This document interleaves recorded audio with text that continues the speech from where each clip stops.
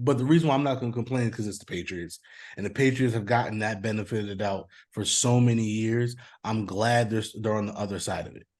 Sorry, not sorry. All I'm saying is everybody feels that way, Brett. Oh, you didn't get the call, Bustin? Oh, New England, you didn't get the call? Oh, the refs aren't helping you? Oh, you didn't get it?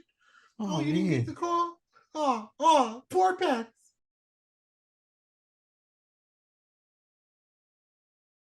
Welcome back, ladies and gentlemen. It's another great day to discuss other people's excellence. I'm the unforbrother one himself, Mr. Brett Carroll. Charles is always daydreaming. We're two guys that like BSN at work. All right, it's week 2 recap. Not the greatest week, not nearly as good as last week. And unfortunately, I looked at the week 3 lineup. The week 3 lineup isn't that great either, but there were still some things to talk about. So we're gonna get into it. Unfortunately, as you see here, this is the second week in a row where the number one story is a Monday night gruesome injury that just rocks the NFL world because it's another superstar that goes down. Like it really sucks. It's terrible for the sport. We as fans get cheated when shit like this happens. It's an unfortunate part of the game. And again, for the second week row, it helps my Steelers. Like I will be the first to tell you that was a turning point in the game. The dude had 65 yards and 10 carries. I'm not even a math major. I can tell you that 6.5 yards a carry. You do that all game, you're going to win the football game. And so again, it helped my Steelers, and I'm the first one to tell you, man, that fucking sucks. Like when it first happened, and I just heard him yelling in pain, I was like, duh. I was like, nah, bro, not like that. I don't want to win like that. So this sucks. We'll get into it when we get to that game. But yeah. Well, I'm gonna let you talk about your Giants first because you had a big old pickle about me not talking about your Giants till late. Before you get into it, I'll just say that they did complete one of the biggest comebacks in franchise history, albeit against the Cardinals. They were outscored 60-0 the first 6 quarters of the year, which is ridiculous. Um, Bittersweet victory because Saquon got hurt, but it sounds like it's really not that bad at all. They're talking about there's still a chance he could play Thursday. I hope not. He's on my fantasy team. Nah, Please sit that's him. Yeah, that's like for the pregame stuff that coaches do. So you game plan one way and not another way. It's I three think weeks. yeah, It's three weeks. I don't see him playing Thursday, but that's fine. But the good news is it seems to be a minor injury. But look, again, people are gonna say it's against the Cardinals. I'm the first to say, like, yeah, they beat a team that's not even trying to win. Like, I remember when we played the Dolphins when they were tanking for Tua and we were losing, and right before the half, they did like a zero blitz with nobody in the back, and we threw a slant to Deontay Johnson that went for a touchdown. And I will never forget Mina Kimes on Twitter after the game said, "Oh, I found the formation for that play." And you literally see everybody at the line of scrimmage, and she drew a big old tank in yellow line. That's how much field was behind the defense. This was bad, dude. This was the first half. I was like, I don't gonna even want to do this pod because I don't want to be that guy every week. Like but I've done this pod now, and the Giants have been bad more than good, and I haven't freaked out every week. You know what I mean? Like I don't want to be a constant negative force, especially in well, sports talk. I'm going to give him credit for this much, right? When you're down 60-0 We to weren't start, down 60-0. no, hold on, seriously. When you're down 60-0 to start a season, most people would have quit. Most people would have been like, "Yo, bro, what the hell?" The Oh, fact that bro, it's terrible. the It's fact that terrible. they came back and they fought, and I get it. It was halftime. That's the whole point of halftime is to get them back in order, to get them refreshed, and say, "Hey, we still got a half a game left." Blah blah blah blah. Sometimes that does fall on deaf ears, though. Like We when were the him, first team. I have the stat. We were the first team to allow 54 unanswered points to start a season since the 1989 Pittsburgh Steelers. and we saw, yeah, and that's what I'm saying. So it's one of those things where that's hard to do as a player to get up to say that, because again, the players know they're like, "Yo, this team's not even trying to win, and they're kicking our ass," right? So even though it's the Cardinals, even though we're gonna make our jokes, and again, I'm the first one to make the same joke, I will give them credit because lesser teams would have quit. Lesser teams would have said, "You know what, we'll just focus on next week because obviously we just don't have it today." Um, And a so big thing, this is my friend Ken texting me this, but he's a journalist too, so I don't think he just texts me something from, Butt Crack Sports about the Giants. Apparently, because everyone joked, every Giants fan I know joked, like whatever Dayball said at halftime, I need to listen to it every morning because that must have been the most motivational speech of all time. Uh, and they said that he took over offensive play calling from Kafka at halftime. And if that's the case, fire that dude or demote him. Like, because what are we doing if all you did was take over play calling, and that's the difference between half to half. With that said, the Saquon injury sucks, but as I was telling your overreacting ass in real time on Sunday, it's not the end of the world. Like you were acting like his career is over.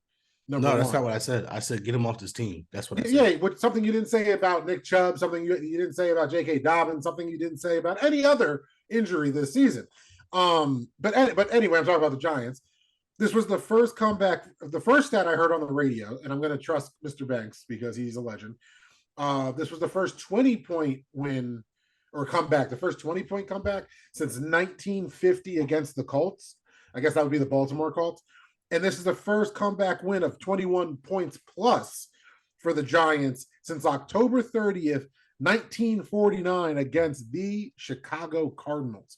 So ironically, the last big comeback like this, 70 plus years ago, was against the same franchise technically. And I know there's a lot of people out there like the Arizona Cardinals or Chicago Cardinals. That's how long ago we're talking about. Because I'm pretty sure at least people around me and Brett's age would guess St. Louis. That's where they moved from. But anyway, it was a good bittersweet victory. It's one of those games that you heard everybody listening heard me say it last year with Daniel Jones. This is why it's frustrating, because he's garbage or he's the reason the offense is moving. There's not a in between, because we can talk a lot of shit about Daniel Jones. There's one thing that I have said consistently, even through Brett's Kitchen to last week. I've never called him a bitch. Never thought he was soft. You know what I mean? Like that dude is that Eli quality of him. He'll get hit. He'll get hurt. He'll get bruised. He'll throw an interception, but he's going to be back on the next drive and he will be trying. And that's it sounds like that's the bare minimum they can do. But Brett just pointed out, in sports, we know that's not the case. And as people, as human beings, like, it's hard to just keep that, like, oh no, I'm still going to try to take your head off with the next swing, even if you just got punched in the face. So it was good seeing that. And it was one of those things where I'm sure if you're listening to this and Brett heard this all week, Giants fans were like, yeah, we need to kill the Cardinals. We can't be winning by a field goal. That's not the win we need, yada, yada, yada. And it shows how much context matters, because it wasn't a terrible game, like in the sense of week one, right? It wasn't just, oh, how is anyone watching this? Because they had something that you were like, all right, let me just see how the second half starts. And once the second half started, it was a new team. That was not the first 6 quarters I saw of this season. Now I have to figure out, are the first 6 quarters an aberration, or is the second half of this Cardinals game the aberration, or is it the truth somewhere in the middle? Because Daniel Jones's numbers last week were they were like 100 yards and 2 interceptions. This week he was player of the game, 26 for 37 for 37, 321 yards and 2 touchdowns. Like, the dude had more fantasy points than Mahomes. I don't know how to, I don't have any genius analysis here. I'm just telling you guys what I opened my phone to, because I don't know. He's not worth 45 million. I don't think he's worth 45 million. But he's definitely better than the situation the Jets are in. Well, listen, it's one of those situations where, and I'll get to this when I talk about the Steelers. As Mike Tomlin says all the time, it's a football game, not a beauty pageant. Sometimes as fans, we want to have our cake and eat it too, right? We want the Giants to come out and destroy the Arizona Cardinals and reestablish. We want them to put a 40-0 burger up, basically, like, yo, redeem yourself. And sometimes that just doesn't happen, right? And at the end of the day, the most important thing was you had to win this game. You cannot lose to a team that's not even trying to win. You can't go 0-2, because that's the theme of this week, basically. 0-2, we all know the stat at this point, because you probably saw it all weekend. If you haven't, I'll tell you just that. If you go 0-2, I think only like 21% of teams that go 0-2 make the playoffs. So it's one of those things, like, that's the theme of this whole pod, is these 0-2 teams, or potential 0-2 teams. At the end of the day, you had to win, whether it's by 1 point or by 1,000,000 points. You don't get extra points based on style. It's not college, right? You're not getting you're not getting your ranking up based on how much you win by. So at the end of the day, you had to win the game. You did it. And that's it's good. We can make the jokes about how they probably let you win and all this other shit, but at the end of the day, you won. because it would have been worse It's if he also lost. frustrating just because me and you to keep our running thing of bringing up the football racisms when we see it, right? I told you last year, it's weird when I call Daniel Jones a run first quarterback and people act like I don't know what I'm talking about because you see it. The dude is a run first quarterback, and I mean that in a positive way. If we're running the ball or he's running the ball and he's our run threat, all of a sudden, dude can bomb it down the field, as we saw when he threw it to the rookie this season, this last week. Like he's throwing it to Hyatt, he's bombing it. They're ridiculous coming just out the gate like 30-yard bombs, and it's just on a dime. No pun intended for Danny, but it's weird because people don't see him as a run first quarterback. It's only because he's white. Like there's been tons of black quarterbacks in our life, not recently because it's a different generation now than 2003, right? But 20 years ago plus, this type of black quarterback, that's Daniel Jones, like 3,000 yards, 600 yards rushing, not a lot of touchdowns, just don't lose us the game type of game manager, gets told to be a wide receiver or something. Like, but Daniel Jones, the same type of framework that these quarterbacks 25 years ago might have been that got told change is working now in the NFL. As we know, we've talked about the black quarterbacks last year, how they're just the top tier quarterbacks and they're in a mold of hybrid, mobile pocket passers, yada, yada, yada. So me watching this old school run first quarterback that if he was black, wouldn't be in this position because they'll never let these dudes stay starting quarterbacks too long. Hell, our backup is one of those quarterbacks, T-Mobile. So it's just funny to me because I'm watching it and like I think you pointed out to me during the draft or after we drafted him and not Dwayne Haskins. You were like, yeah, but the type of quarterback you like is Daniel Jones, dude. Like take away the optics of it because I know you see the young brother with the number 7 on. So you're that age. You're just clicking and saying Michael Vick. That's not Michael Vick. And now I have Vanilla Vick on my team, and it's just frustrating. Like it's one of those things. If I can go back to 1999 and just tell like kid me like. You don't want these type of quarterback, bro. It's stressful. It's just, but it's so exciting. It's exciting when it's not your team, And it's because exciting when you're winning. When you're not winning, it's now it's just annoying. You know what I it's mean? rough because you're worried about injury. You're worried about fumbles. You're worried about just literally the fumbles because even if you don't like turn the ball over, it's never a positive But fumble. You never also, your fumble into a offense is first better down. when he's doing that because it's an extension of the run game. It's somebody else to have to think about. So it helps Saquon out and it opens up the passing game. Because at the end of the day, if your linebackers have to worry about Daniel Jones running, it opens up those deep passes. It opens up those, at least those intermediate routes.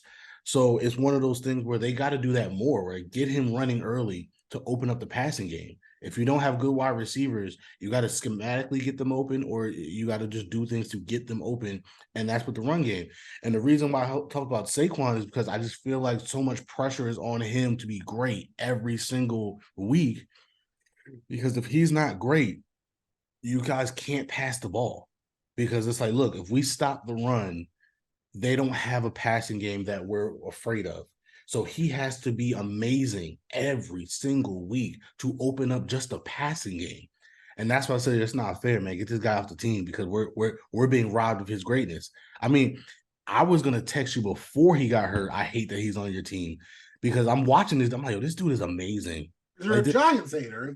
That's all it is. no, but Every week you but prove hold this, on. bro. But you know, I told you before you even drafted him, please don't like I don't want him on this team. Like he's Yeah, gonna but get but wasted. it's also weak sauce just because you're a Giants hater. Because like I want to see him do great. Like it's insane to act like because he's a Giant, he can't be great. No, That's literally why we it had drafted him nothing to to be do with great. him being a giant. It was the fact that I knew you had no offensive line. I knew at the time you had an aging quarterback. Now you did have Odell back then, so it's not like you had no weapons. But remember, that was still during that time, like we talked about last week, when you guys were struggling just to score points, right? So the offense was still as a whole a problem. And again, it's a matter of by the time the team was good enough to win, his prime would have been wasted. That was it has nothing to do with the Giants per se. I was looking at the team specifically and saying, yeah, well, y'all gonna waste his prime. And we're seeing it where I'm watching this dude get hit every time he touches the ball. There's a defender in the backfield. He had a play where he literally spun out of a tackle, stiff armed a guy, then hurdled a guy. And he did all that to get 5 yards. And I say, yo, this dude is amazing. I'm Yeah, just like I don't understand. Like he just is coming off a 1,300-yard season, like just rushing, not counting his receiving yards. 1,300-yard season, and that's following 2 years of injury. Because 1 year it was 34 yards, which is just pretty much not playing that year. And then the next year he was hurt all year in 2021, and he had less than 600 yards rushing.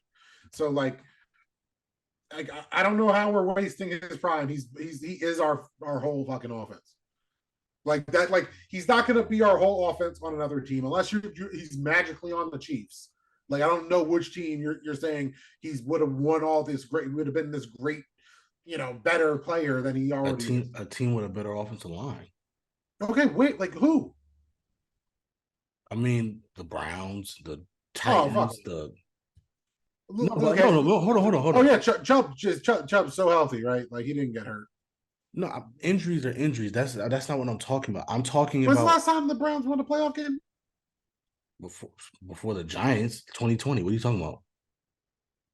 Oh Oh, yeah, that's right. before the. I'm sorry. You won one last year. I'm so sorry. I forgot. Oh right, because 2020, 2023, 2017. These are so different in these time intervals. You're missing the point of when I see a guy that good and I see that he has to do so much just to get to the line of scrimmage. I'm like, damn, man, I wish he was on a team that gave him more help. That's all I'm saying. It's like if we saw a great quarterback with no line and no receivers. It's like, damn, man, I hate that this guy's wasted on this team. I wish he was in a better position. That's all I'm saying. It has nothing to do with Bro, the I blame Giants. Gettleman. Like it's not like But that's out of but all that's the what but criticisms that's of what the I'm Giants, saying. out of Well, all the and let's move. criticisms of the Giants, not trying to win isn't the criticism. Being a fucking slave of those two Eli rings is the criticism that they think No, that they no, can. but that's what I'm saying. It's not a Giants thing. I was just looking. The team just happened to be the Giants. That's all I'm saying. People every week he finds a reason, and the team just so happens to be the Giants that he's hating on every week. Just point that. No, Just I'm just talking about the Saquon situation. The team just, if it was any other team in the same situation, I would have said the same thing. That's all I'm saying. oh, a random stat. Do you know which team has the longest winning streak against their division rival in the NFL? Obviously. Right now, I think it's the Dolphins. No, well, I don't think it's right now because right now it's actually the Pats. They have 14 wins against the Jets, and if yeah, if it might be the Dolphins, no, 15 is the current one. I think because the Pats will tie it if they get 15. The record is 20, and it's the Dolphins against the Bills. They beat the Bills 20 times in a row, which is insane. The Giants have lost, I believe, 8 times now in a row to the Cowboys. That's way too much in my fucking lifetime. It's either Y'all 7 or 8. lost it. Y'all lost 8 times in a row. I mean, 7 or 8 times. actually, it's not that. That's not actually. The more I think about, okay, that makes sense. That makes sense. Yeah, we've been a bad team the last 4 years. Yeah, and you play it twice a year. That makes sense. Okay. Anyway, speaking of the Dolphins win again, I mean, just beating saying, 10 years of dominance against a division rival is fucking insane for anybody. So the 14 and 15 number, like last time the Jets beat the Pats, their starting quarterback couldn't drive. Just saying, like to put it in like a time context, because we all meet as you get older, you kind of forget how young some of these kids are, and you say, "Oh yeah, 14 games ago, that's nothing," and it's like, "Oh wait, some of our players were in middle school." Lord. Anyway, the Dolphins win again. We listen. We're gonna give y'all credit. Y'all keep winning. We gonna keep talking about you. Tua undefeated against the Pats 5-0, which is interesting. Great game, controversial ending. Um, I don't know. Like that's one of my biggest issues with replay. It's supposed to be definitive. Like if you got to guess, you're supposed to stick with the call at hand. But the reason why I'm not going to complain is because it's the Patriots, and the Patriots have gotten that benefit of the doubt for so many years. I'm glad they're on the other side of it. Sorry, not sorry. I still remember the damn Jesse James catch that was called not a catch when there was zero angle to prove that he did not catch that football. But whatever. Oh, I don't think anybody see when you said, "Oh, controversial ending." Full disclosure, I didn't watch this game because I finally watched The Flash, which apparently is a movie me and Brett can do a BSN spoiler talk finally about. But And it was literally one of those like I can't win an argument if my wife asks me why do I want to watch the Finns Pats game. There's no winning for me as a Giants fan in my household, and especially when Mac Jones is the Pats quarterback. And to all respect, it's not like that's not Peyton versus Brady. So I was like, all right, we'll watch a movie, and everything Brett said is true. I was paying attention. I was watching it on my phone with like the little Bleacher Report app, getting all the notifications, watching the highlights. Missed the ending. I tell you that now. I want that full transparency now because it's not that controversial of an ending. Not because there isn't some type of controversy to it. Because you can make that argument that. Don't mean that. Don't want to piss off the Pats fans that might be listening. All I'm saying is everybody feels that way, Brett. Oh, you didn't get the call, Bustin? Oh, New England, you didn't get the call? Oh, the refs aren't helping you? Oh, you didn't get it? Oh, you didn't get the call? Poor Pats. Oh, the rules didn't apply to you and only you? Oh, man. Poor things. You, at your age, could not understand why once or twice, maybe, the Cowboys didn't get a call. And it was like, wow, that really was a catch. Fuck you, Des. No, it wasn't. Woo! Like, no, here's the funny thing. I still, by letter of the law, that was not a catch. Good. It's the one time you're not a complete Giants hater and just cheering on my enemies for no reason. Like, I don't like the Cowboys either, but I'm just saying, by letter of the law, it was not a catch. Anytime we can bring it up, I like reminding them. But anyway, this is about the Finns.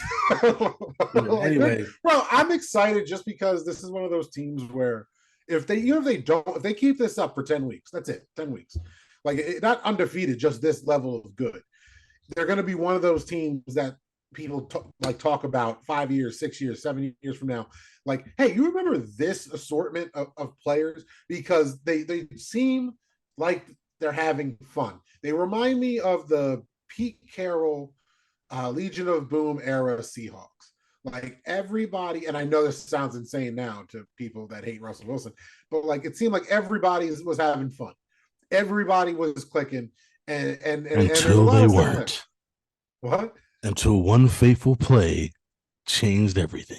Bro, did you actually see Pete Carroll talking to Richard Sherman about that? I think that's awesome.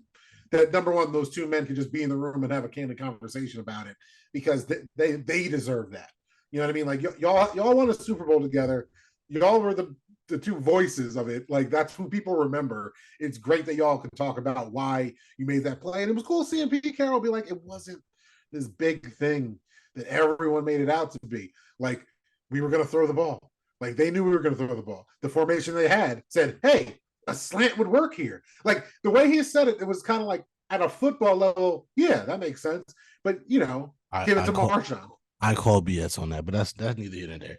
I like, what's funny, dude? I'm not even disagreeing. But like Pete Carroll, unlike other coaches, comes off very genuine to me. And part of me just I get that. I still just don't think that's true.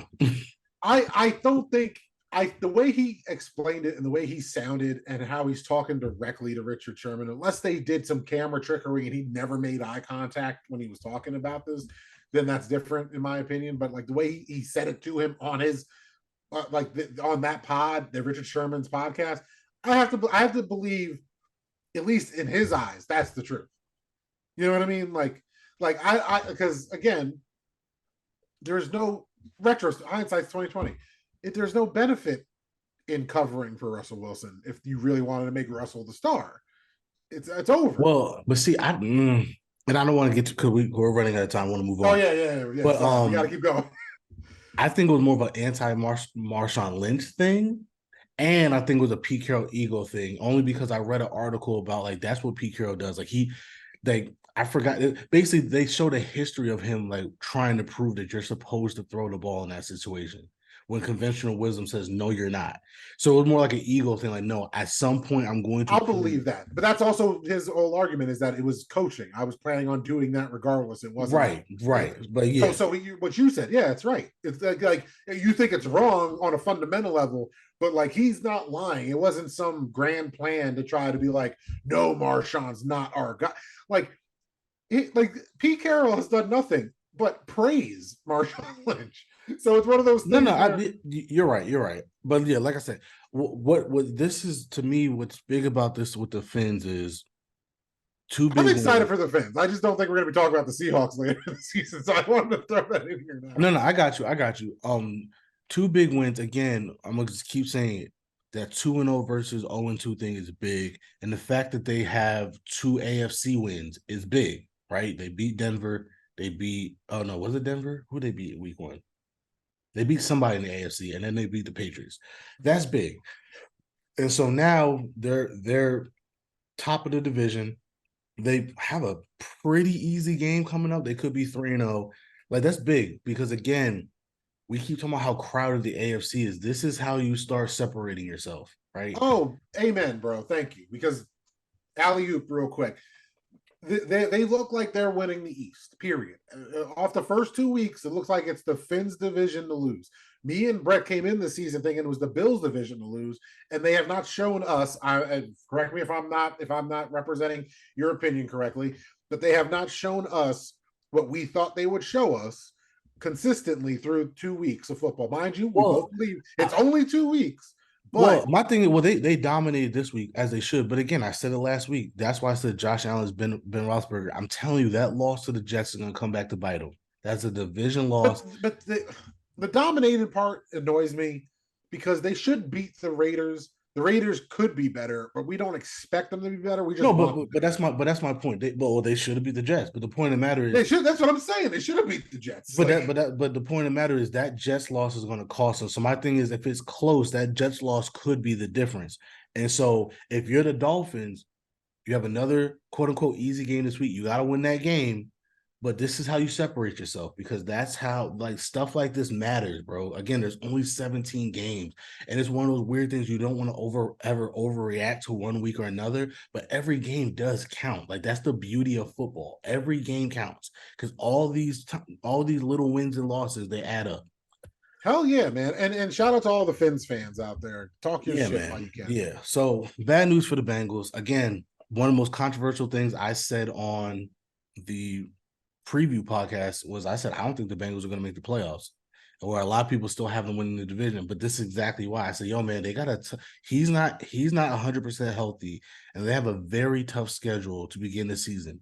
And if they go 0-2, they're like, and I know they went 0-2 last year, made the Thank you. playoffs, I but was like, come on, man. Come but on. this is hold on, but this is different. They're 0. No team has ever gone 0-2 with two divisional losses and made the playoffs. No team has ever done that. It's still mathematically really possible. I get what I trust me, dude. I hear you again, Giants fan. Since me and you started this pod, I've heard that stat a million fucking times. It's annoying. It's because one, it's a good indication of better prepared teams. So like indication of good coaching that you don't start 0-2. But context is everything. Like you're saying with the Bengals, because it's not a if they're at full strength thing. It's a they're not healthy right now. They have a tough schedule if they don't right the ship. So to just piggyback off what we were just saying about how it looks like it's the Finns division to lose, pump the brakes. It looks like that now. And right now, of course, it does not look like the Bengals are a playoff team. But with that said, I have more faith. I'll put it like this. I have more faith in the Bengals figuring it out because of their talent than I have in the Bills having any type of real run this year based off just what's it called? No, Not expectations. I think it's the opposite. I think I have more faith in the Bills and the Bengals. Again, simply because of the division. Like you got to. I feel the opposite because of the division for the same reason. The North does not look as scary at like period. Neither does the East. I mean, the Bills are 1-1. The Dolphins look good, but that's what I'm saying. The Jets aren't in it anymore, realistically. Like so. Wait, hold on. We just kind of me and you just said the same thing. So like, is the AFC as deep as we thought it was? Because we're talking like it's not now. But that's my point where there's a lot going on right now, and it's early, but there's a lot going on right now. This is only episode 2 of the first season of Game of Thrones, people. We don't know what's going on yet.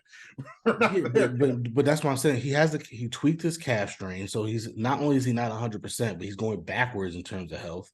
They're 0-2 and they're 0-2 in the division. That's a big deal. Again, division games are like a game and a half. The locker room might not be on the same page because you have a wide receiver who's important to the offense, maybe playing for a contract and might be thinking about playing elsewhere. Now, but not only that, again, I keep saying scheduling is so important. They still got to play the Chiefs. They still got Bro, to. you need to get that hoodie made. You need to get that dope blog. Schedules are important. No, the schedules are important. Think about it. They still got to play the Chiefs. They still got to play the Bills. They still got to play the Jaguars. They still got to play the Ravens and the Browns again. They still got to play us. What an era! Because the teams you said in a different era sound like the easiest schedule. And the way you said they still got to play the Jaguars, and it's like, yeah, I know, right? That's all like, when the fuck did this happen? Like, yeah, no, but they still got to the play Jaguars' the offense is real. Yeah, that's what I'm saying. They're 0-2 already, but they can lose to the Chiefs. I know they played the Chiefs well, and the Chiefs haven't looked the greatest, but that's still not a game that you're just gonna check off on the win column. You still gotta play the Chiefs, you still gotta play the Bengals, you still gotta play the Jaguars, you still gotta play the Ravens again, you still gotta play the Browns again. They gotta play us twice. Again, you can say whatever you want. That's still a division game. God forbid. I did not mean disrespect to the NFC North as a division, as a tough division for the teams in the division.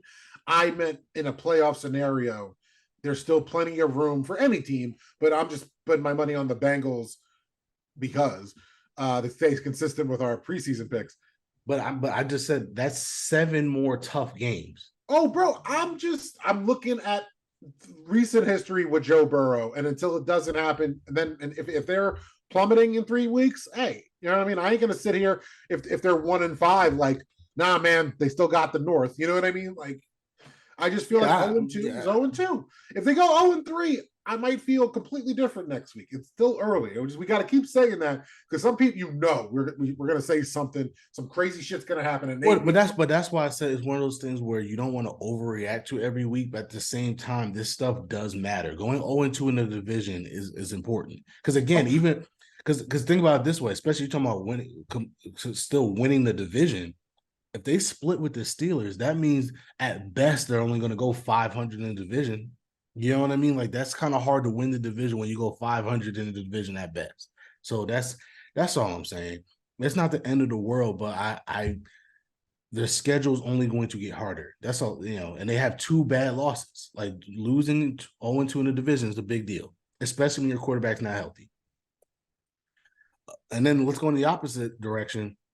Every team but the Panthers is killing it right now in the South. You got the Falcons, the Bucks, and the Saints. And I didn't do this on purpose. I just like Bullet Club Gold and AEW. I did not mean to rock Saints colors because Brett doesn't tell me about these slides. We've switched. I used to be the prepared one, and now I just show up every week like he used to. I mean, the Saints defense looks nasty. The Falcons run game looks amazing. Yeah, but thank you because I wanted to talk about the South. I figured we would, just to be real. Who's having a better season so far? Is it Baker Mayfield or Deshaun Watson? Without question, Baker Mayfield. Oh, that's crazy. That's crazy. Good job, Cleveland. That's crazy. Yeah. And remember, you yelled at me, and I said, screw Cleveland for treating Baker Mayfield like that. Yep. You were the one that said, what are you talking about? I said, bro, like the dude just won you your first playoff game in a bajillion years. A broke clock's right twice a day, and Brett, you were right there. I just got to let you know. Anyway, I wanted to shout out the South because the NFC's wide open, and we thought the South was going to be like the worst division in football, but right now they look good. That's what I'm saying, bro. We got to own these preseason L's. No, they look good. Now, granted, it's early. We're not going to sit here and crown them yet. But Baker Mayfield's not turning the ball over, which is smart. The Saints defense looks nasty right now. It looks really good. And the Saints offense still hasn't looked that great yet, which is scary because there's still room to grow in terms of that. And then the Falcons, their run game looks good. Desmond Ridder has to be a little bit more consistent on his throws, but with the play action game, he's getting wide open receivers. So if he's a little bit more accurate on those deep balls, the Falcons offense is going to be amazing. So again, it's early. I'm not saying these teams are going to win the Super Bowl or anything, but everybody clowned the South before the season started, and right now they look good. Right now they look like at least 2 of those teams are probably going to make the playoffs and maybe even do some noise in the playoffs. So, I just want to give them their just due. Oh yeah, man. But we're waiting to talk more about the NFC South because if there ever was a clusterfuck of a division, it's the NFC South. Yeah, and the Panthers look horrible, and I talked about it last week. Hopefully they just get better. That's the only thing I can say about Hey, that. we're going to talk about more about all these rookie quarterbacks when we get deeper into their rookie season in two Yeah. games. You know? Okay. Pittsburgh. I don't even know where to start with this. I guess I'll go positive. Positive is it was a game you had to win. It's a game I couldn't. Again, we just talked about so many times about 0-2 and all that other stuff. This was a must-win game, and you won it. Again, as Tomlin said, it's a football game, not a beauty pageant. So I don't care how ugly it was. I don't care how pretty it was. All I cared about was we won. We won. Also on the positive, I said it last week, I'm saying it again. These are probably the two best defenses we're going to play all year. So it's good that our offense struggled against the two best defenses we're going to see all year, because that gives you so much tape to look and learn from. I'd rather that than you play weak defenses early and you get comfortable thinking that your offense is better than what it really is. This is good. Like, this is a good thing that you're able to win.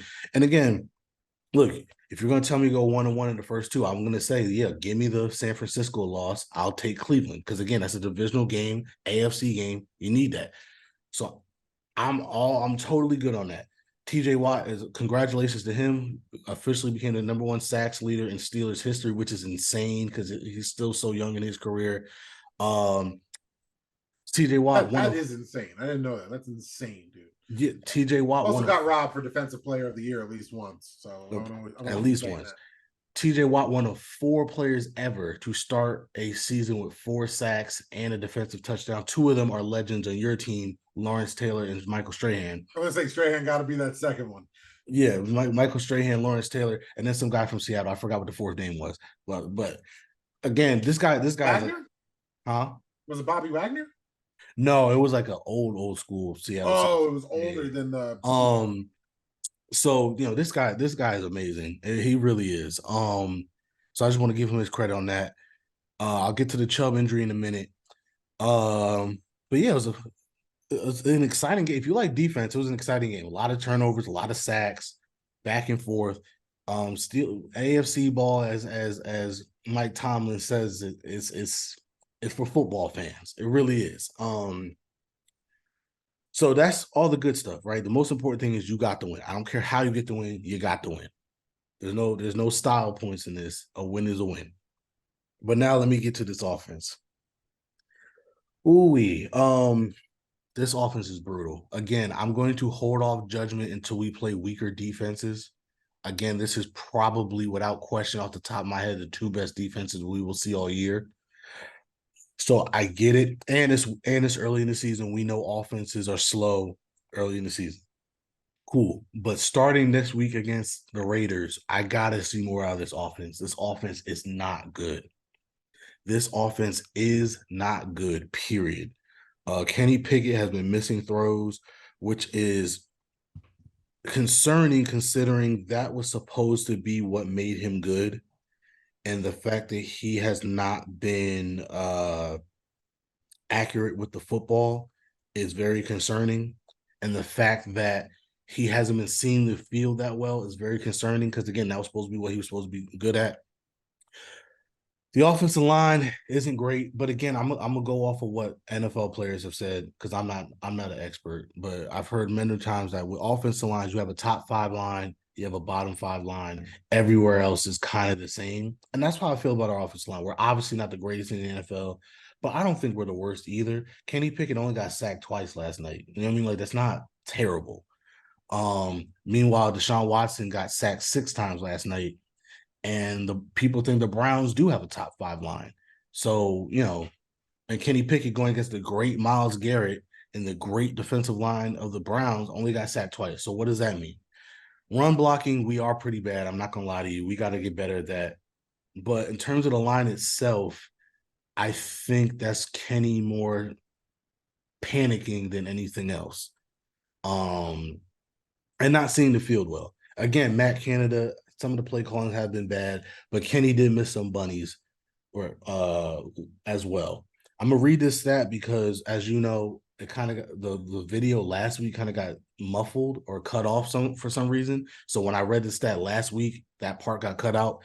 But the Pittsburgh Steelers are the only NFL team that hasn't recorded a 400-yard game on offense since the start of the 2021 season.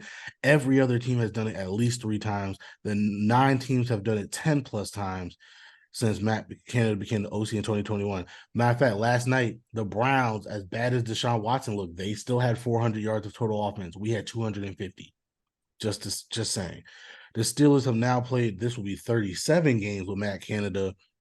They have failed to produce over 20 points in regulation on 27 of now 37 games. And they have gone 36 straight games under Matt Canada without going at least 400 yards of total offense. There have now been 270 instances since 2001 where offenses gained at least 400 yards a game. But again, 0 by the Steelers in that span of time. That is atrocious. When you're telling me every other team has been able to do it, and we haven't at least 3 times, and we haven't been able to do it once. That's ridiculous. And don't give me Kenny Pickett. Don't give me Mitch Trubisky. Don't give me old Ben Roethlisberger, because don't tell me every other team has had that much worse quarterback play. They haven't.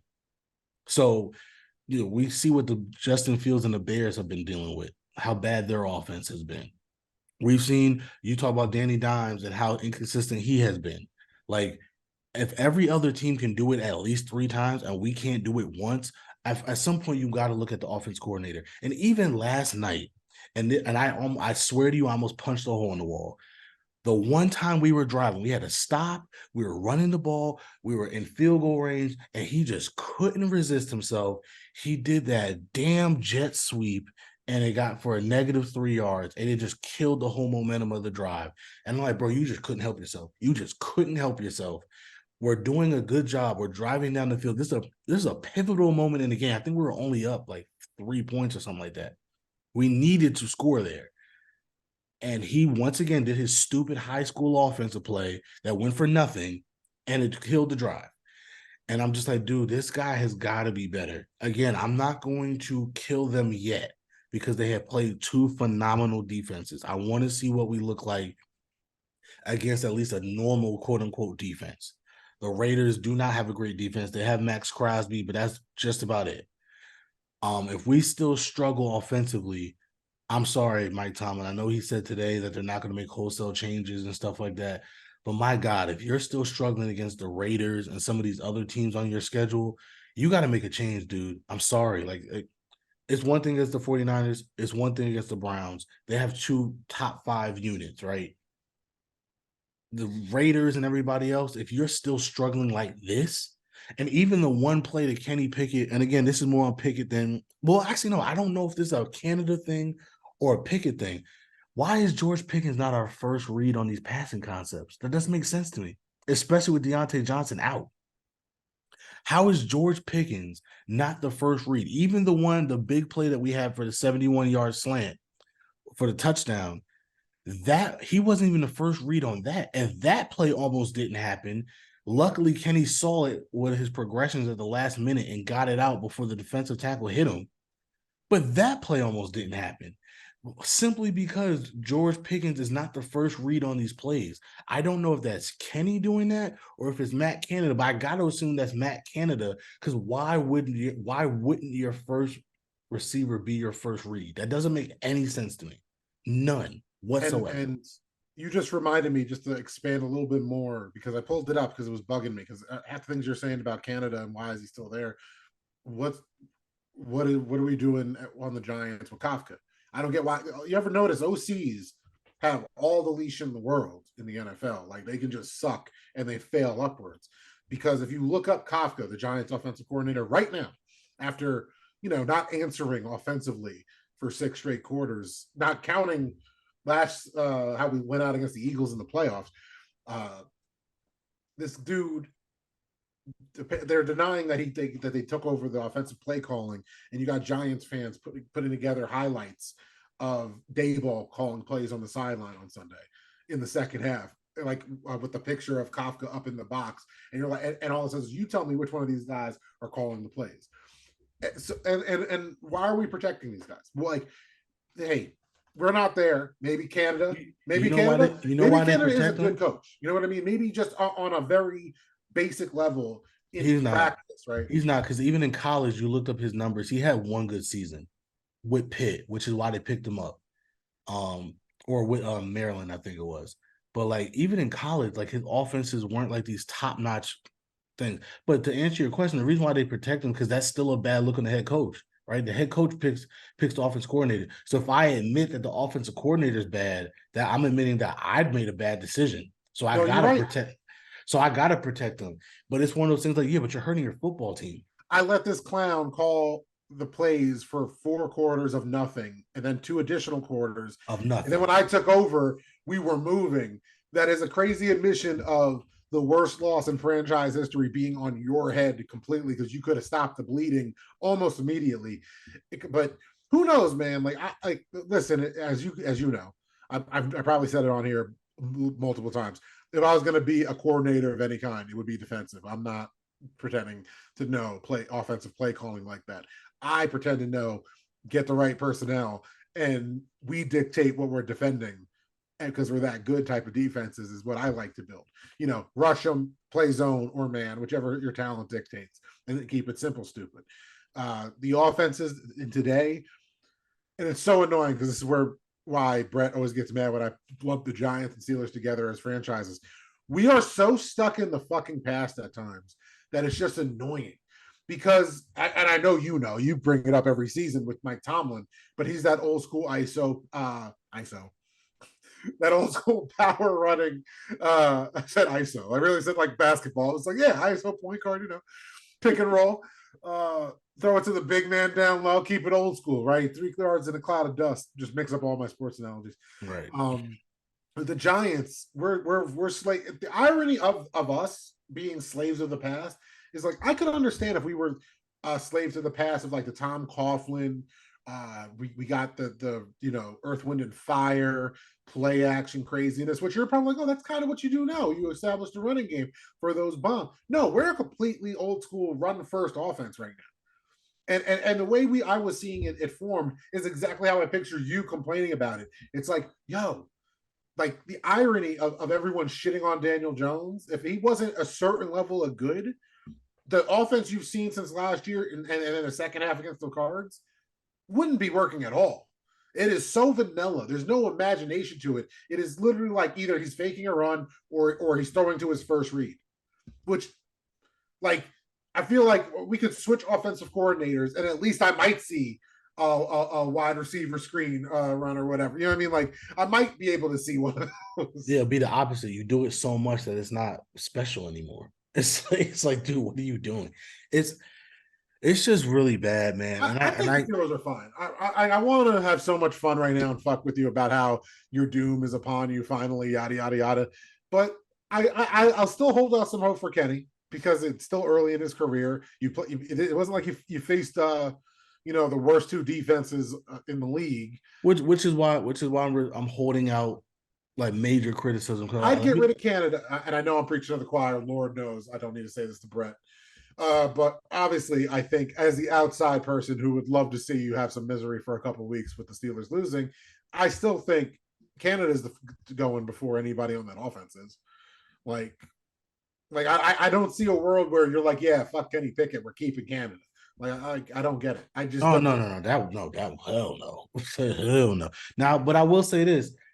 As you know, I thought Kenny Pickett was going to be really good. I just didn't think he was going to be Yeah, great. that was what I was about to say. You kind of read my mind. I was gonna be like, oh, is he Joe Burrow now? Is he Joe Burrow good Well, now? no, right now he's not proven You that got he's so mad when I was like, don't do that to him. Don't compare him to him. well, no, yeah, well, but that's what he was showing me. He was showing the processing skills. He was showing me the accuracy. He was showing me those things. And he's not showing any of And that. And I don't know. exactly why. And you see with my own team, I haven't been hype since Victor grew, so you can't blame me for every preseason, right? Like I'm just saying, that's why preseason, no, you can't enjoy it. Like if you have a preseason tickets, you taking the family to go see the game, enjoy yourself. If you're excited about your team, you want to see the young people you just drafted, enjoy yourself. But you gotta take it with a grain of salt. Take it. take it like when you see these players ball out in the USFL, the XFL, or CFL. Take it for what it is. Respect the art, respect the game, acknowledge how talented these guys are on a professional level, but you have to weigh it also. Because me and Brett could argue all day about what weighs more, preseason or the CFL. Not like we ever argued that. That's pretty random. But but I'm just saying, like, if they're, it's not all equal. Contracts matters. Yeah. Like, because you could have a player that's a great running back that balled out for 4 games in the preseason, or you could have a player that's a great running back that won a Grey Cup, and they still might be hit or miss in the league, because that's how football works. Yeah. So, And let me just end this real quick because we got to move on. yeah, Again, this is a major win. So I'm not I'm happy today. My dad's not, but my dad's never happy. This is a major win because again, the AFC, you gotta think about it. I said it again, Bengals are 0-2, Patriots are 0-2, Chargers are 0-2, Bills are 1-1 with a bad loss. Right now, you got to take advantage of your schedule. That's why I keep saying schedule, schedule, schedule. This is the type of year. There is a likely. I don't want to say likely because it's early. There's a scenario you can make the playoffs and you don't have to face a Joe Burrow. You don't have to face a Josh Allen. You don't have to face some of these Justin Herbert. Like if you're gonna win with a guy like Kenny Pickett, it's gonna be years like this where like everybody's beating up on each other, and you just sneak into the playoffs because you didn't have to face nobody, and now you don't have to face some of these teams. So you got to take advantage, and this offense has to be better. Now, let me talk about Nick Chubb's situation real quick. Again, we said it early, the gruesome injury. It really does suck. Hopefully he comes back better than ever because you don't want to see it again, even as a Steelers fan. And I just want to say shout out to Steelers fans, man. Cause we are annoying as hell. I get it. We're arrogant as hell. I get it. We're obnoxious as hell. I get it. But we respect great football players, especially when like running backs and stuff like that. The fact that like you saw during the game, they all saw the replay and they were all like, "Oh shit!" and they all got like hush. And then when he got carted away, the fact that they were chanting his name and cheering for him, like it's a respect thing. Like they know, like nah, you're one of those physical running type of players. We respect that. Like you know what I mean? Like that's the type of guy we respect and stuff. And he's been nothing but humble, nothing but stuff. Right. And so shout out to them. Browns fans, y'all need to do better because y'all talking hellish shit on Twitter right now. And it's like, dude, this is what got y'all in this situation in the first place. Stop. Like, just stop. There were podcasts calling before the game, talking about we want to see Steelers fans come out on stretchers. And I'm like, dude, it's not that serious. It's a game. And another thing, stop messing with the terrible towel. The curse is real, y'all. yo, Stop doing it. you have no idea. We and Brett try not to talk about football before we do this, just because we will forget what we talked about. It's like, just But stop doing it. the schedule thing, Brett has preached every year. I'll give him that. And the terrible towel thing, bro. He's not like he's like, why do y'all keep doing? Like, I'm not really like. I've met him, and he said this, and every year he's like, why does this keep happening? It's like, but dude, Like, like, did y'all not learn from TJ Husmanzada? He used it to clean his shoe, and the next week Carson Palmer's knee got torn out. Like, stop doing it. wrong towel, but Yeah, stop doing it. Browns fans were lighting the terrible towel on fire before the game, and again wishing bad things on our team. And now Nick Chubb is hurt. We don't want players to get hurt. over here, bro. No hate over here. All respect to towels. All respect Bro, I seriously, and I'm not even saying this to brag or boast. I'm saying please stop doing it. I don't want to see these players get hurt. No, it's a thing. It's literally like celebrating an injury. You're like, just don't do it. Just don't do it. The terrible towel curse is real. Respect the towel. You can boo the Steelers all you want. You can hate Steelers all you want. Stop wishing injury on players and stop messing with the terrible towel because it always comes back to hurt your players. Stop doing it. Like seriously, it's like. And also, Browns fans ever like Brett enlightened me because like I never had to deal with Browns fans, and none of my social media really interacts with Browns fans. The closest it ever did was when the algorithms were fucking with me because Odell got traded to the Browns. So obviously the algorithms like, hey, you're a Giants fan. Here's Odell news. Besides that, not much interaction. But they really are some of the most obnoxious sports fans in North America. Like props, guys. Like I respect the heart and the loyalty you have to that terrible team. But like it is insane. You would actually think they won something. Like the Cavaliers won. You did not win. But it's one of those things also where it's like because they're so loyal, they feel like that gives them reason to be obnoxious. And it's like, dude, like we're giving you your respect for being loyal. Dog Pound is the coolest nickname, period. Like, I don't care. Like, that is the No, coolest you said that damn last, nickname. you said that last week. It's like it's one of those like we're giving you your props for being loyal and sticking with your team, dude. Like, what else do you want us to do? Like, you're a bad foot. We're not going to Oh, pretend like you're I'm a not. Browns hater until Deshaun's off the team. But you said there's another slide. Let's get on. Well, yeah, let's talk about the week 3 lineups. Oh shit. Okay, cool. Because we don't Um, have that much time left. I was like, oh man. no, yeah, the week 3 lineups. Chargers and Viking. Loser goes 0-3. This is big. I think Let's go Vikings. this is bigger for you're actually rooting for the Vikings. Wow, look at you. Well, because the Vikings, my friend, one of my best friends is a Vikings Well, fan. true. Yeah, He's yeah. a Giants hater, but like it's because he's like you, and he hates the Giants from childhood, from that slacking we gave him 20 years ago. Um, so I also don't like the Chargers for similar 20 years ago between the whole Eli Phillip Rivers thing. Like Oh, that's right. they're Yeah. just a like a rival in that sense to me. Instead of the Bears, like older Giants fans, the Chargers are that random. Chargers and Niners are two random teams that I really don't like because of Well, interactions with my team. yeah, obviously I'm rooting for the Vikings because again, this helps the Steelers. The more these AFC teams lose, the better for us. So that's the thing. On the flip side of that, you have Eagles and Bucks battle 2-2-0 teams. The winner becomes 3-0. Like that should be hopefully a good game. I believe that game's on Monday night. Another Go doubleheader on Bucks, yeah, I know you're gonna say go Bucks on that one. Another doubleheader on Monday. And I kind of like the doubleheader thing. I'm so bro. The Eagles fans, and this is the irony of what time does to shit we say to fans, but they need to be humbled because they're talking shit like they won last year. Like you would think they're reigning champs. The way well, they're like, oh, well, we're the Eagles. technically they are. They won the National College Football playoffs last year. So, go dogs. Go dogs. So that's an intriguing game. Dolphins and Broncos. Again, we don't think anything of the Broncos, but again, a huge win for the Dolphins. Like if they go 3-0, that's a big deal, Oh, man. Dolphins by fucking 14 to 17 points. Hopefully, yeah. I mean, again, hopefully, but again, 3-0 is a big deal, and again, that'll be another team with a lot of losses in the AFC. Bills Commander. Imagine if they trade like Russell Wilson to the Jets or something, just because that seems like the most Jets thing to do. Oh, Take up all their money on two quarterbacks, and they can only play one. uh, Bills Commanders. I'm very intrigued by this because Eric Bieniemy has been killing it as an OC, and like the Chiefs' offense hasn't looked good. So maybe he did have something to do with their success. Just saying.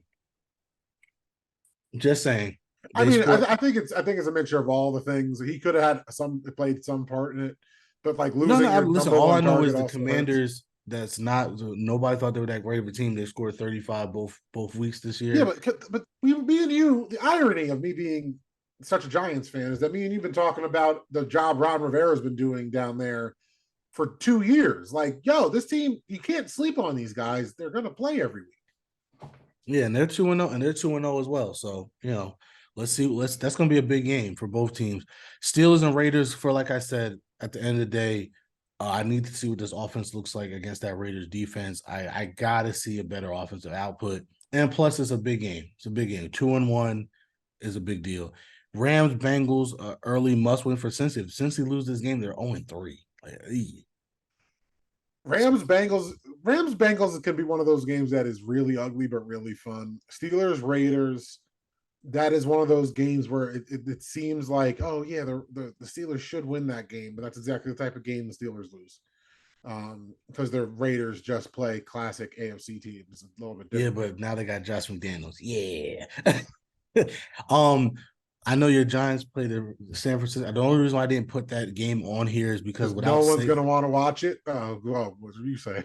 yeah, well, without Saquon, I just don't see it happening. Now, obviously, if they win, that's gonna be a huge story. Oh, But if they win, we're going to talk about it. If they lose, how much of me are you going to talk? Short of an embarrassing loss, what are we going to talk about? yeah, so that's the only reason why I didn't put it on there. But yeah, again, also like I said, You not didn't hear that me many. complaining. You didn't hear me go, why is the Giants game on here? I know why the Giants game's not on here. Like, Well, yeah, no, but also like I said, not that great of a week if I'm being honest in terms of it like hasn't been that great of a season. match. Well, no, just matchups I want to see this week. But these were the most intriguing ones to me. But yeah, that's it. So The funny part so far is the most exciting part of the NFL season is actually the college football season with Deion Sanders. Like that is actually the biggest American football story so far of the year, and none of this NFL stuff has the same energy to it as Coach the same Prime. sizzle. And But but again, I also think it's because of the injuries, man. When you lose a guy like Aaron Rodgers and Nick Chubb early in the season, that takes away from it. I think it does. definitely. The But at the Jets were same time, this is exactly the year, the type of year that new stars are made. Somebody got to step up. They usually do. The NFL has been a machine for decades. Like this isn't the first time a season's had injuries to start the year. Me and Brett haven't done the digging, but whatever the last time it was this bad, I'm sure we can look at that season oh and be like, yeah, oh I mean wow, it this guy happens popped almost up. it happens a lot, but also to be honest, speaking of Nick Chubb, I think a lot of the controversy with the running backs and stuff like that. I think going into this year there was always kind of a little bit of a sour taste in a lot of people's mouth with the NFL, and then when stuff like this happens, Well, yeah, you know, there's a labor revolution going on for the first time in 100 years in America right now. Unions are finally putting their foot down for the first time in our lifetimes, especially our adult lifetimes. So since the Reagan era, they've really been kicking unions and trying to union bust. And one of the only good things the current administration has done is strengthen the National Labor Relations Board and empower unions. So bad faith arguments by corporations immediately get a contract done because they're not operating in bad faith, which has led to a lot of different labor movements around the country. And in that, and the first time in a long time, it feels like, is that a real bipartisan take is no, the unions are right. Pay these people livable wages and what they're earning. Because if you're making record breaking profits, these people should be getting record breaking contracts. And that's one of the few things, one of the few bipartisan things in the last decade that has seeped into the NFL and sports in general is that we're starting to see the person that defends the team, aka the owner, defends the owner not paying while defending why the players deserve more. Because me and you've bitched plenty that they act like, well, they're millionaires. Okay, but you're defending a billionaire. What are we talking about? I've And never now understood we're that. finally getting to the point where so many people are saying, yo, fuck you, automakers, pay these guys. Fuck you, Amazon, pay these guys. Almost said my employer. Don't want You can find me at Never for Brett, me NEVA underscore the number 4 BRETT underscore ME on Instagram, Twitter, and Threads. Oh, hold on. I'm just getting down off my soapbox real quick. Take it off my soapbox. What's in there? Oh, look like picket signs. Never mind. You can find me and Not the Chucky on all the socials. You can find me protesting social injustices or labor injustices anywhere because it's my fucking right.